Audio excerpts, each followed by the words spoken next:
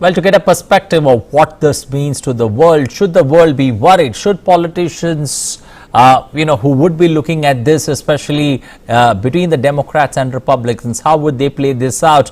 To get a perspective of all this, and should India too be concerned about this particular exposure that's taken place? Dr. Nilanjan Banik, senior economist, joining us this evening on News Connect. Let me welcome you. Let me begin by asking, an abrupt collapse of two US banks there. Should entrepreneurs and also politicians be worried about this? Okay, let me give you the background as to what is happening. Let me step 3 years back when we have had COVID. At that point of time, what happened was the US government, they spent close to $1.5 trillion. Now, to put into perspective, the size of the Indian economy is $3 trillion. Almost half that amount the US government were spending to save the economy from COVID. And mind you, over in the US, what actually happens is you have a generous social security payment. So even if you are not working, what it implies is the people over there, they were getting money from the government. So there were no addition to the real sector of the economy. You are getting money from the government, which actually eventually led to inflation, which we have seen crossing almost 40 years high. Now that has led to the Fed as what we see at this point of time, in particular during the course of last year, increasing the Fed rate because their inflation rate in the US, it crossed 8% level, whereas the Fed, they wanted to keep the inflation level at 2 percentage point level. Now, because of that, over a period of time, in particular during the course of last year, what we have seen that the Fed continuously increasing the rate. Now, this has led to what we call the inverted yield curve. Inverted yield curve basically means your long-term bond yield is actually becoming less than the short-term bond yield. Now, this is kind of peculiar because if you as an investor want to put your money in bank, typically what you would expect is if you are, let's say, putting your money for 5 years or 4 years, the rate of return on your fixed deposit will be generally higher than what you would expect to get for 1 year. But when you have the inverted bond yield, basically it means that your short-term rate of interest is actually higher than the long-term rate of interest, which is a peculiar scenario because if I were to give you the data at this point of time, the long-term 10 years bond yield for the US economy is around 3.8 percentage point, whereas the short-term bond yield is around 4.8 percentage point. Now, what does that mean? It means that because now the rate of interest has gone up, the cost of capital has gone up. And because the cost of capital has gone up, what it means that the profitability, the present discounted value of future return from any business activity, it is going to go down because your rate of interest has gone up, which means the cost of capital has gone up, which also means the present discounted value of your future earning has also come down because your rate of interest, short-term rate of interest has gone up. Again, why the short-term rate of interest has gone up? Because US is facing inflation which has not happened over the last few decades. Now, in order to control that, Fed is increasing the rate of interest, and in doing so, the short-term rate is going up. Now, what we have seen yesterday with respect to this Silicon Valley Bank, they were actually lending money to the tech startups. Now, during the COVID times, what was happening, most of us were working online. And therefore, you see, all the tech companies, in particular Facebook or even in case of India, TCS, Infosys, their market share, their return actually went up because people were using online data for a bigger amount of time. But after COVID, after the economy opened up, people are not so much using the online data which they were using before. And because of that, we have also seen all the layoffs which were happening in the context of Google or in the context of Facebook, Metaverse, so on and so forth, which is basically suggesting that because the economy has opened up, people are now going from the online mode to the offline mode. Now, to put things into perspective, now what has happened in the context of SVP Bank, which is Silicon Valley Bank, they lost close to 1.75 billion US dollar. Now, to put it again into perspective, 1.75 billion dollar is equivalent to almost 14,000 crore lakh of crore rupees, which is actually more than the budgetary outlay which the Indian government is doing on account of building infrastructure. Because in the last budget, we have seen the finance minister allocated 10 lakh crore rupees. Now, why they actually made so much of loss? This is again to do with the short-term rise in the rate of interest, which kind of impacted the profitability of the tech startups, and therefore the valuation of the business for which SVP Bank has given money has come down. And because the valuation has come down in the book of account, the SVP, the Silicon Valley Bank, has made so much of losses. So just to tell you what is happening now, because you see that the rate of Fed is keeping on increasing the interest rate, and I don't think they are going to stop anytime soon, because even if you look into the job market data which came out yesterday, it is still showing strong. So in spite of the GDP not doing that great, because in the US they also take into account consumer confidence index as well as the job market data. So these other two factors are now showing strong because they have opened up the economy, people have started coming out for work. And because of this, the US economy is technically not into recession, because in the US, unlike in major other countries, they also take into account, in addition to the GDP growth numbers, few other factors, namely the consumer confidence index and the job market data. So because of that, we see that the Fed is again going to increase the rate of interest, which is indirectly going to hurt. Because if you think in a very simple term, if my short-term rate of interest is inching towards 6% or 5.5%, that means for a common people to take loan, I have to shell out almost 6 or 7 or 8%, which is kind of unheard in the US economy. So I hope that the economy does not actually, because the Fed want to control inflation, they don't push the economy towards recession. Okay. Dr. Banik, when one looks at any kind of financial crisis that hits the market today, everyone goes into referring to history mode and talks about the 2008 financial crisis.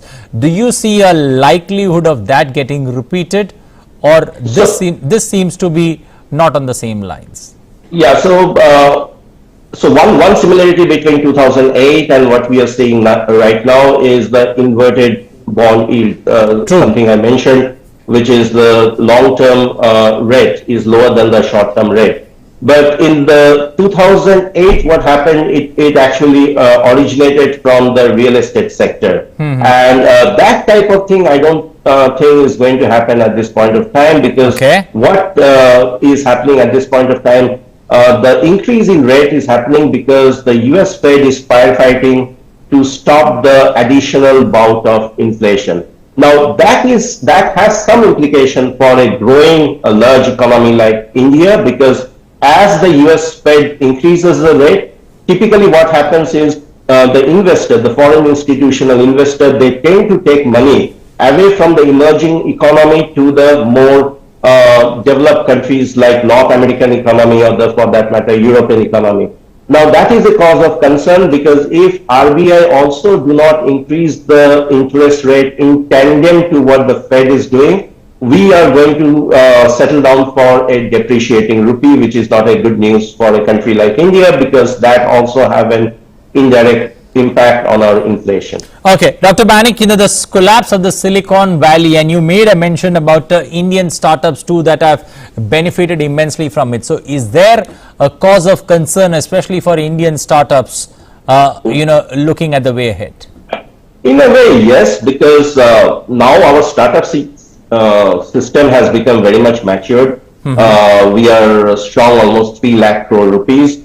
And in the case of startup, it has more to do with the business model. Now, the thing which has happened in the context of the US, as I said, that this SVB bank, they were lending to the tech type of startups. But in India, you see a majority of the startup are also operating in the non-tech domain. For instance, in the healthcare sector, in the recreation sector, in the hotel sector, in the transport sector. So, which I think is is going to put our startup system more resilient. But having said that, my only worry is if the rate of interest keep on rising in the developed countries, in particular in the US, people are going to actually take my money from developing countries, even though it's a large, fastest growing economy. You are going to see the foreign institutional investor taking away money from economies like India, which may sound a bad news for a startup like in India. Okay, the SVB collapse came about, roughly around Friday afternoon, especially in the Indian markets. We didn't see much of burn in the Indian markets there on Friday. But do you see the likelihood of this being more a sentimental story is how the Indian markets would react, or would you see the Indian markets there getting into a bear grip, or there on, coming week? No, in a way, we have seen the Indian stock market. If you look into the dollar return, because there is two ways to look into the stock market return. One is the rupee return, the other is the dollar return. Now, if I'm looking into the dollar index return for the Indian stock market, we are actually have not performed well since last 1.5 years. In fact, I was just looking at the data since 2000, we are now in 2023. Since July of 2021, when our market reached 18,000 Nifty, I'm talking about. Right now, even after 1.5 years, we are again in the territory between 16,000 to 18,000. So in a way, the Indian investor, they have lost their money, and in particular, if you are indexing that, and our rupee has also depreciated. So if I look into in the US dollar term, we have lost our money, and for the last 1.5 years, the FIIs, they were continuously selling in the Indian market. Probably they have seen this thing coming, because of which they have become a little bit cautious. But on an optimistic note, the 2/3 of the India's GDP is actually run by the domestic economy, run by the domestic demand, which is basically to say that our economy is resilient no matter what happens elsewhere in the world. And Indian economy, although the stock market is seeing a little bit of fall, but in the near future term, which is within a year from now, I think we will be back to 18,000 plus level. Okay, when one looks at especially the Indian markets, you made a mention about high interest rates or the high interest rate regime that's come into play. But when one looks at the Indian banks and the numbers that they have shown, especially in Q3, the numbers seem to be pretty positive. So in that context, how do you see this? On one end, there is a fear that the hawkish approach that Jeremy Powell is making is having a deep impact across the globe. But on the reversal side, banks seem to be showing pretty strong numbers, especially with the high interest rates that have been maintained. So you also have to recognize one thing, which is the digitization which is happening in the context of Indian economy. Now, if you want to see what has happened as a percentage of financial transaction, as a percentage of GDP since 2012, we have quadrupled in terms of the number of transactions which is happening through either UPI, either PhonePe or GPay of the world. So what basically it means that because you have so much of digitization happening in India, the rural market, the small MSME sector, they are getting increasingly involved in formal business. And that has led to the bank doing a better, more risk-averse type of business, because all these sectors which were outside the ambit of the formal banking system, thanks to our digital economy, thanks to our UPI system in place, they are now actually coming under the ambit of the real economy. And that is creating an economy which is the system. One final word before I let you go. A bank is in trouble. Investors start fearing, or they get perturbed with the developments that happen around them. But somewhere deep down, looking at it from an investor point of view, is there cause of concern for an investor when he looks at his portfolio with this particular development that's taken place? So when we're talking about the investor, there are two types of investor. The first is whether I'm investing in the stock market, and the second type of investor is whether I'm investing in the real sector of the economy. Okay. Now, what I've mentioned a few minutes back, in India, 2/3 of our GDP is actually driven by the domestic demand, and most part of it has to do with the non-tradable services sector like healthcare, education, transport, logistics, so on and so forth.